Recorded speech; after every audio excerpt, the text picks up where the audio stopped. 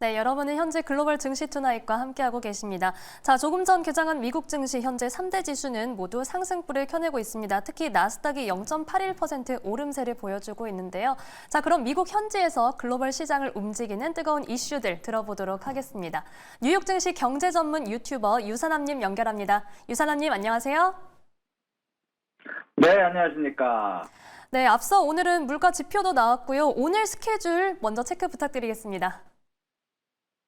네, 일단 오늘 같은 경우는 PCE 물가 지수가 이미 나와 있는 상황이고요. 그러고 나서 오늘 발표될 지표로는 시카고 구매관리자 지수, 그리고 미시간대에서 발표하는 소비자 기대 지수와 심리 지수, 그리고 베이커 휴즈 굴착 장비소, CFTC 원유 투기적 순포지션, 금 투기적 순포지션, 나스닥에 관련된 순포지션이 나오게 되게 되고요. 그리고 이것 말고도 좀 재미난 이야기가 나왔는데, 현재 지금 오펙 쪽에서 오펙 쪽에서 지금 추가적으로 10월부터는 추가적으로 생산량을 늘릴 수 있다는 얘기가 나온 이후로 유가가 전체적으로 전반적으로 이제 급락한 상황이다라고 말씀드릴 수 있을 것 같습니다. 네, 이렇게 유가에 대한 내용까지 짚어주셨습니다. 자, 이번에는 인텔 소식 살펴볼게요. 조금 구조조정을 고민하고 있다 이런 소식이 들려오는 것 같은데 어떤 내용인가요?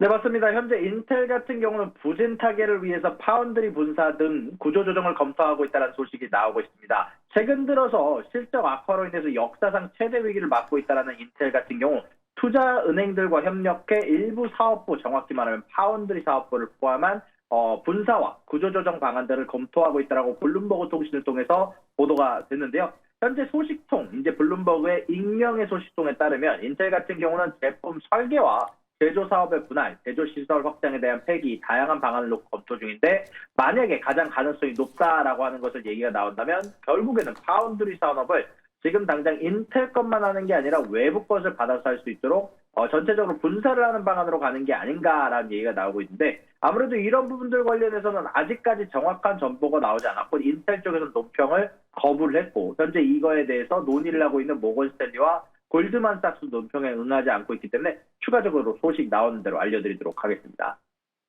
네, 인텔과 관련한 자세한 소식 나오는 대로 전해주시기를 기다려보겠습니다. 자, 이번에는 중국으로 가보겠습니다. 지금 우리나라도 굉장히 부동산 시장 때문에 고민이 많은데 중국도 지금 주택담보대출 관련된 내용이 나왔네요.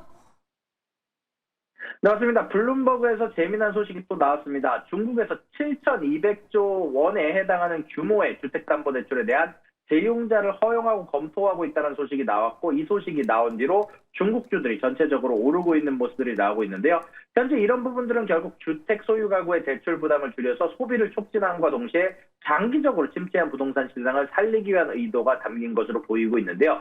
자, 일단 이 계획에 따라서 주택 소유자 같은 경우는 은행이 일반적으로 모기지 조건을 조정하는 1월 이전에 현재 대출을 받은 은행 등과 같이 함께 조건을 재협상할 수 있을 것이다라고 얘기가 나오는데, 간단하게 정리하면 지금 높은 이자를 가지고 있는 사람들은 낮은 이자에 협상을 할 수 있고, 원한다면 은행을 옮길 수도 있고, 여기에서 현금을 뺄 수도 있기 때문에 전체적으로 소비를 촉진시킴과 동시에 부동산 관련된 거래량을 늘리고 대출을 늘릴 수 있는 방안이 되지 않을까라고 얘기가 나오고 있습니다.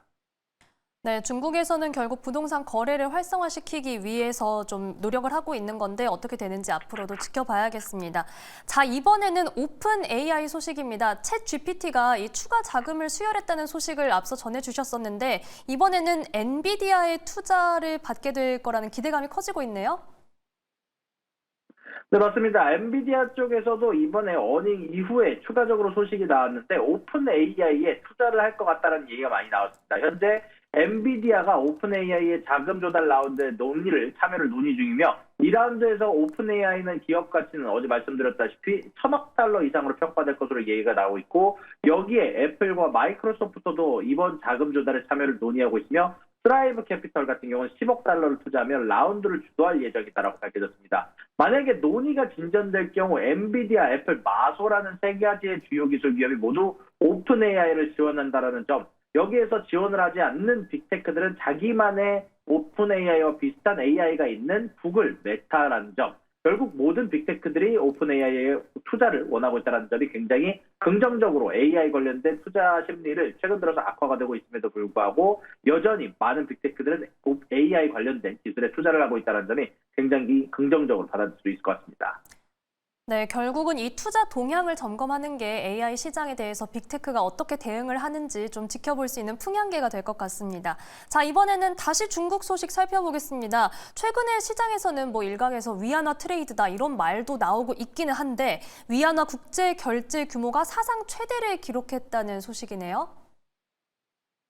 네, 맞습니다. 중국이 지난달 국제거래에서 사용한 위안화 결제 규모가 올해 들어서 사상 최대를 기록했다라고 소식이 전달이 됐습니다. 이제 정확히 말하면 파이낸셜 타임즈를 통해서 보도가 된 내용인데요. 지난달 중국이 국제거래에서 사용한 통화 중 위안화 비중이 53%에 달했다라고 하고요. 이것은 2021년 7월 기록한 40%와 비교해서 3년 만에 10%가량 넘게 늘어난 것이다 보니까 아직 지금 미국 쪽에서 아마 이런 부분들을 신경을 쓰고 있을 것 같다라는 애널리스트들의 반응들이 나왔는데요.